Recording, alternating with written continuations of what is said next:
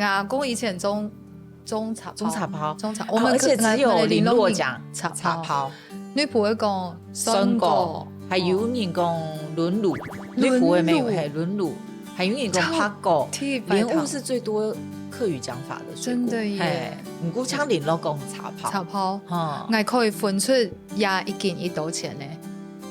因为我以前阿公在种茶泡的时间，我哋每拜六同拜日，如果去阿公摘茶泡摘下來，我哋如果分享啊，裝箱，沒有聽數，也係60杯，也幫你嘅80杯，也30杯，哈，但是跟大家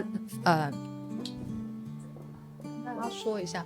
挑蓮霧啊，我們可以打一下那個挑蓮霧啊，這個應該沒有那麼好吃，因為要屁股再開一點。這4個，可是它小的好像就會比較就集中在一起嘛。那或者是你看有些蓮霧，有些水果攤，它如果蓮霧這邊有一個裂痕的，或是這邊有裂痕的，好吃，或被鳥灼傷的好吃，一定特別甜。鳥兒懂吃，對，然後如果有一點水鬆嘅嘛，還好吃。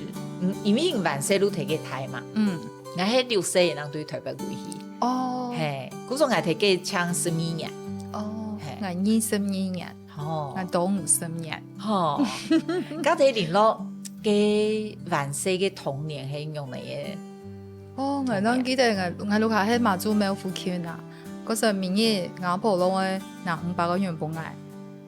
明月拿500個元去傳統市場，市場地市場嘛，差不多行100公尺都市場誒，如買三餐的菜，我要分配阿婆煮。萬歲都去買菜誒，還差不多4年級的時候，阿婆帶頓來呢。